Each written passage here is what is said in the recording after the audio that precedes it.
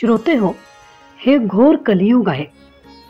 आपण प्रत्यक्ष देवाला बघू शकत नाही, पण देवानी त्याच्याशी संपर्क साधण्यासाठी त्याची कृपा आपल्याला मिळावी, तसेच आपल्या अडीअडचणी, दुःख, संकटे कमी होण्यासाठी अनेक पर्याय किंवा माध्यमे निर्माण केली. जसे की आपण देवळात जातो, नामजप करतो, ग्रंथ स्तोत्रे वाचतो. देवाने आपल्यासाठी वेगवेगळे अवतार घेतलेत. साधू, संत, सत्पुरुष हे सगळे देवच आहेत, जेणेकरून आपण भक्ती करून देवाशी संपर्कात राहू शकतो. असेच आणखीन एक स्ट्रॉंग माध्यम आहे बरं का, जेणेकरून आपण देवाशी जास्तच संपर्कात राहू शकतो. ते माध्यम म्हणजे देवाने निर्माण केलेले काही वृक्ष.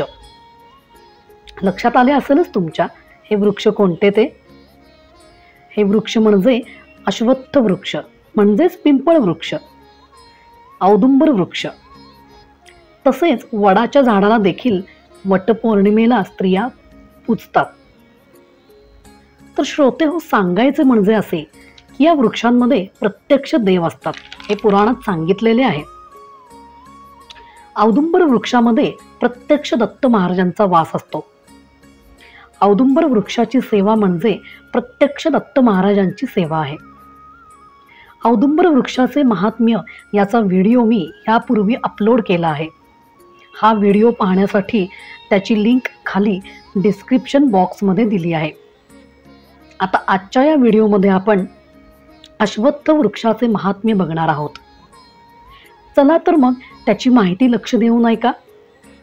पण त्याआधी जर तुम्ही माझ्या चॅनलला सबस्क्राईब केलं नसेल तर आधी सबस्क्राईब करा, तसेच व्हिडिओला लाईक, शेअर व कमेंट करा. अश्वत्थ म्हणजे पिंपळ वृक्ष. ब्रह्मांड पुराणात अश्वत्थाचे महात्म्य सांगितले आहे. नारद मुनींनी अश्वत्थाचे वर्णन करताना सांगितले की या वृक्षाच्या मुळाशी ब्रह्मदेवाचा, मध्यभागी विष्णू, टोकाला महादेव, दक्षिणेकडील पानाफांद्यांवर शूलपाणी, पश्चिमेकडील शाखापानांवर श्री विष्णू, उत्तरेकडील पानाफांद्यांवर ब्रह्मदेवाचे अधिष्ठान, तर पूर्वेकडील पानाफांद्यांवर इंद्रदेवाचे अधिष्ठान असते. अशा तऱ्हेने संपूर्ण अश्वत्थ देवतांनी व्यापलेला आहे. गोब्राह्मण व समस्त ऋषीगण तथा वेदादी यज्ञ यागाच्या देवता ह्या अश्वत्थाच्या मुळाशी निरंतर वास करत असतात. सर्व नद्यांची तीर्थे आणि 7ही समुद्रांच्या देवता ह्या पूर्वेकडील शाखेवर निरंतर वास्तव्य करत असतात. रविवारी, मंगळवारी, शुक्रवारी तसेच संक्रांतीच्या दिवशी या वृक्षाला स्पर्श करू नये. अश्वत्थ वृक्षाला प्रदक्षिणा घालताना मंद गतीने तसेच शुद्ध भावाने प्रदक्षिणा घालाव्यात. विष्णू सहस्त्रनाम किंवा पुरुष सूक्त पाठ असेल तर प्रदक्षिणा घालताना ते म्हटले तर अतिउत्तमच असते. नसेल तर विष्णुदेवाचे स्मरण किंवा नामस्मरण करत मंदगतीने प्रदक्षिणा घातल्या तरीही अश्वमेधाचे पुण्य प्राप्त होते.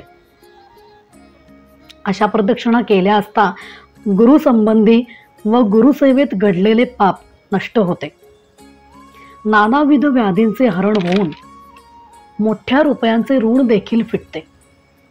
जन्म मृत्यूचे भय निघून जाते. 1000 प्रदक्षिणा केल्यास ग्रहदोषातून मुक्तता मिळते. पितरांना सद्गती मिळते. शनिवारी या वृक्षाला धरून जर मृत्युंजय मंत्राचा विधिवत जप केला तर अकाल मृत्यू होत नाही व त्याला अपमृत्यूचे भय राहत नाही.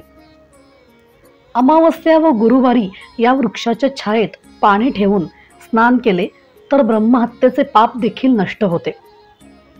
अश्वत्थाच्या तळाशी ब्राह्मणांना एकदा जरी भोजन दिले तरी फार मोठे पुण्य पदरी पडते, असे ब्रह्मदेवानी नारदांना सांगितले आहे.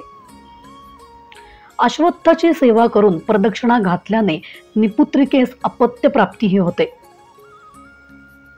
पिंपळ वृक्षाला रात्री प्रदक्षिणा मारू नयेत. पिंपळ पूजन करताना जास्तीत जास्त पावित्र्य बाळगा.